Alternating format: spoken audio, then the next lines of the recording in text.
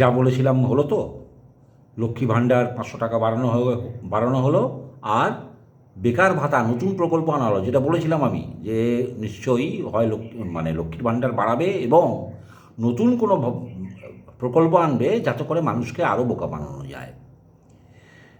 বেকার ভাতার ঘোষণা করা হলো ১,৫০০ টাকা করে মাসে।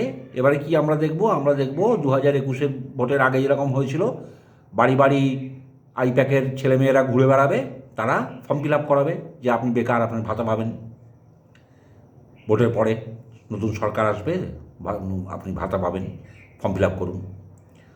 মহিলারা লক্ষ্মীর ভাণ্ডারের সময় ২১ সালে এইটাতে মহিলাদের ভিতরে প্রবল চাঞ্চল্য সৃষ্টি হয়েছিল ৫০০ টাকা করে পাবে বলে, এবং তাতে বেশ খানিকটা ভোট নিজেদের দিকে টানতে পেরেছিল তোলামূল দলটা।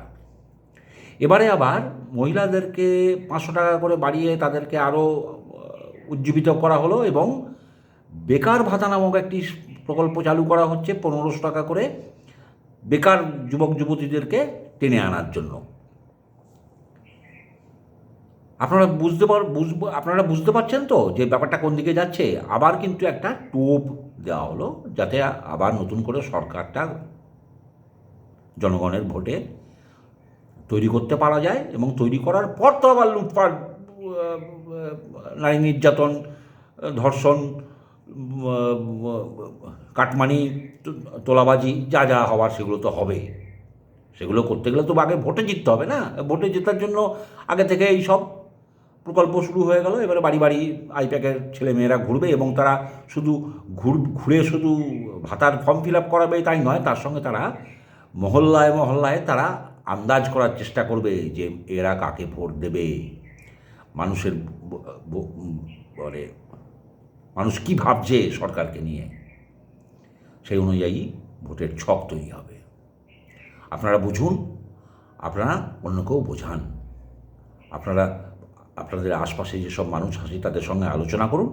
ভাতা দিয়ে একটা রাজ্য চলতে পারে না। আজকে ভাতামুখী আমরা যদি হই, ভাতামুখী হই তোলামূলের মতন, পরিকল্পনা মতন, তাহলে ভিক্ষা আমাদের ভবিষ্যৎ, এটা জেনে রাখুন। কেননা আমাদের পশ্চিমবঙ্গ ভারতের মধ্যে সবথেকে বেশি ঋণগ্রস্ত রাজ্য হিসেবে ১ নম্বরে রয়েছে, যার কোনো উৎপাদনশীলতা নেই কৃষি ছাড়া। সেই রাজ্যটা সবথেকে বেশি ঋণগ্রস্ত, আর এই ভাতা দিতে হলে আবার আরও ঋণে জড়িয়ে পড়ব আমরা। আমাদের ভবিষ্যৎ কিন্তু ভিক্ষা। সাবধান।